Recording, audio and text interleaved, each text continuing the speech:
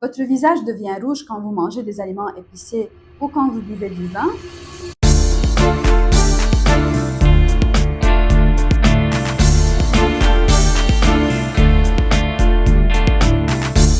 Bonjour à tous, je suis Dr Marie-Angèle Kassir, dermatologue.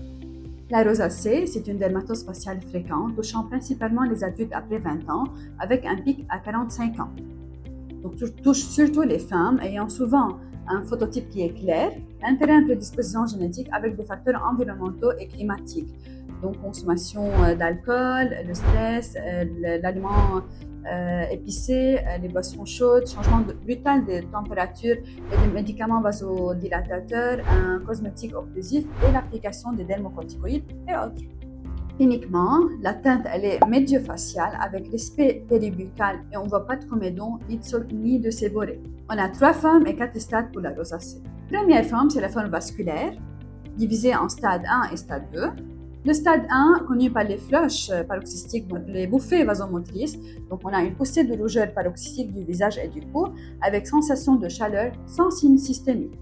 Dure de quelques minutes et elles sont déclenchées par les changements de température, l'alcool, le sport, donc les facteurs déjà mentionnés au début de la vidéo. Stade 2, c'est les phénomènes vasculaires permanents, donc connus par la rosacée et l'érythémato-télangiectasie. Cliniquement, donc on a une érythrose faciale permanente associée à des télangiectasies, donc connues par la cuprose, touchant les joues, le nez, le menton et la partie médiane du front. Cette forme peut s'associer à des bouffées vasomotrices. La deuxième forme, c'est la forme papillopustuleuse ou granulomateuse, donc c'est le stade 3. Troisième forme ou quatrième stade, c'est la forme hypertrophique, donc représentée par le rhinophyma, par l'épaississement de la peau. Ce n'est pas obligatoire que ces stades soient consécutifs. La prise en charge selon les stades, d'abord, donc on a le traitement avec les mesures hygiéniques et bien sûr éviter les facteurs favorisants autant que possible. Pour le traitement local, donc en tête de liste, on a le gel à base de métronidazole, donc le Rosex, ayant un effet sur l'érythème, sur la forme papillopustuleuse et un effet préventif des poussées.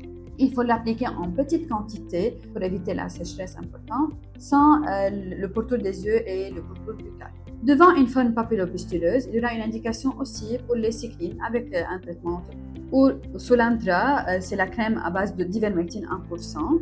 Et pour cette forme aussi, en deuxième intention, après les cyclines par voie orale, on peut aussi prescrire de l'isotrétinéine, mais à une dose faible.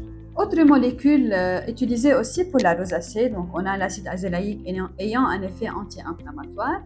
Le mirvasogel, c'est la brimonidine, un alpha-agoniste pour diminuer l'érythème. Et devant une érythrose ou cuprose, parfois il y aura une indication à un laser vasculaire pour le remplacer. La rosacée hypertrophique, donc le rhinophyma, qui touche surtout les hommes après 50 ans, d'habitude pas d'efficacité pour les médicaments. Une fois cette entité elle est installée, elle ne régresse plus.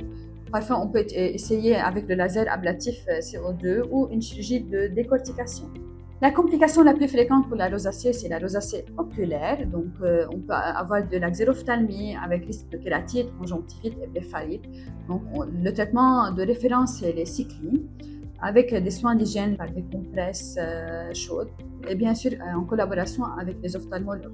Quelques notions pour la rosacée. Ne jamais appliquer des dermocorticoïdes au niveau du visage parce que ça peut aggraver ou même déclencher une rosacée. Et dans ce cas, la topographie lésionnelle elle est étendue sur les joues. Donc on n'est pas seulement en médio-facial comme l'aspect classique de la rosacée. 2. La rosacée papillopustuleuse ne laisse pas de cicatrices. On ne voit jamais de comédon, contrairement à l'acné. Et 3. Le traitement de la rosacée est un traitement suspensif. Les diagnostics différentiels. 1. Rosacée stéroïdienne, donc on a une dermite péribuccale, oculaire, avec un érythème important, avec possible extension des zones typiques. 2. Le pus miliaire disséminé de la face. 3. L'acné.